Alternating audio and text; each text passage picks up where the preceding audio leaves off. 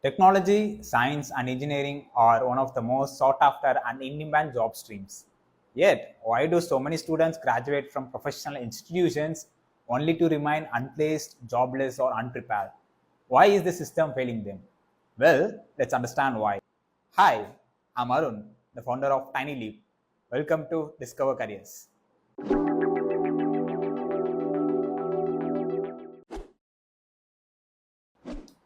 One of the problems in professional education today is the way we are taught.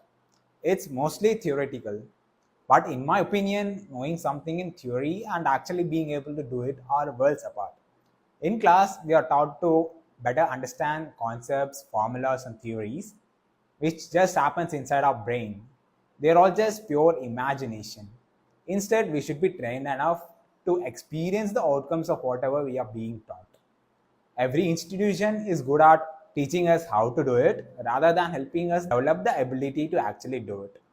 Professors, no doubt, are masters of their subjects.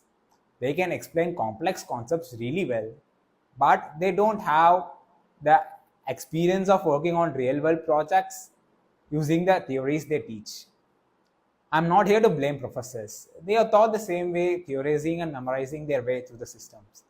Even when colleges have access to the state of art laboratories and cutting edge tools and resources, they lack the right people to help students get their hands dirty.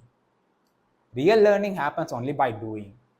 When we only study the theory, we are left half prepared. It's just like how cricketers don't know how to bat a ball by only learning through books. They need to get out, put their effort in preparing themselves physically and mentally, and then they need to develop the actual skill like batting, bowling, fielding, etc. This applies to everyone, irrespective of the field of study. At places like IITs, NITs, and IIMs, networking is one of the biggest advantages. It's also one of the reasons why the rich get richer and the rest struggle to keep up. It's so powerful because who you know often matters just as much, if not more than what you know. Let me break this down further. As humans, we develop something called as perception bubble that is shaped by the people we know like our friends, family, and peers. We see the world through a narrow lens that is influenced by what they think, what they do, or what they believe.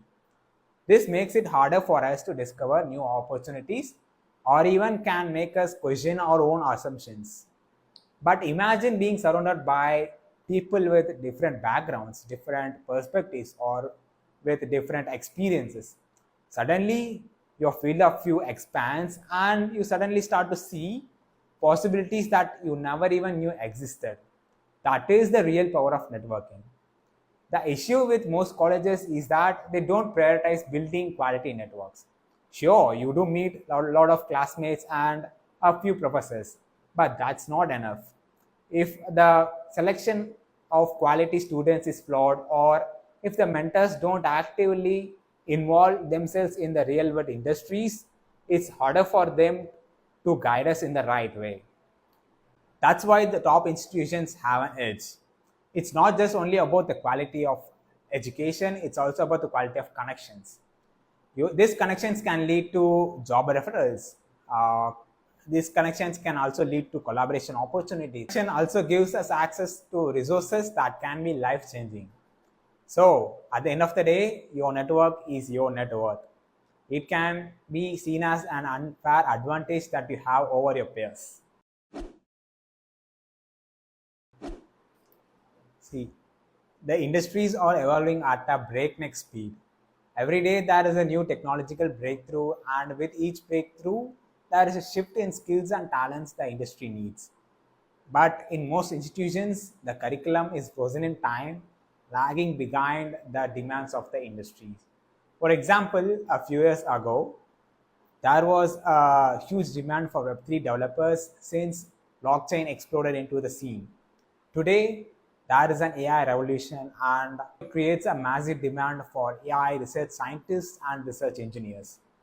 The companies are racing to build their own AI models, and the workflow to develop these AI models are hugely compute intensive.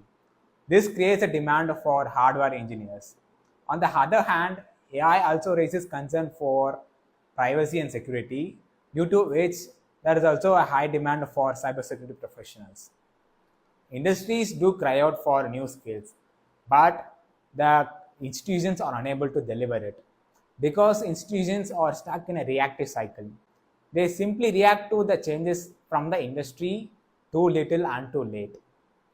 They don't focus trends beforehand, the changes happen, and this creates a serious gap between the academia and industry. Now let's talk about something that is not an educational issue but a more personal one, which is nothing but indecision. Beyond the structural flaws of the educational system, many people face a far more internal struggle, that is deciding their career path. And let me be real, it is not an easy decision to make. Career decisions are one of the most important ones, yet it is clouded by the external influences. Oftentimes, you would have found yourself hesitating or unsure of what to do because your family, friends, or even the society might have pushed you in a certain direction. We may end up making wrong choices that demand what's expected of us rather than that reflect what we truly want. We also get stuck in a loop of indecision because we are afraid that we may take the wrong decisions. I used to say this myself: wherever you are today is a result of the decisions you made in the past. But if they put you in a miserable state, you are too pathetic to blame others. But how do I learn to make the right decisions? It starts with asking questions like, what am I doing? Why am I doing it? And how should I do it? These questions bring more clarity to us. Think of picking a career like entering a marriage. You're gonna live with that decision for a very long time. And sure, you may change paths later, just like how some marriages end up in divorces. But you wouldn't enter a marriage thinking of it to fail, right? The same goes for career too. You should commit yourself fully rather than only taking that decisions based on motivation. Motivation comes and goes, but it's your passion, decision, and the commitment that keeps you pushing even when the work gets tougher, or when you hit obstacles, or when you are feeling like giving up. So, people must try figuring out what they really enjoy doing, and they should ask themselves if it is something that they want to be doing for the rest of their lives and commit themselves in becoming successful in it. Understanding the problem is just the beginning. The real challenge and the real opportunity lies in finding the solutions. And that's exactly why we founded Tiny Leap. This YouTube channel, Discover Careers, is a core part of us.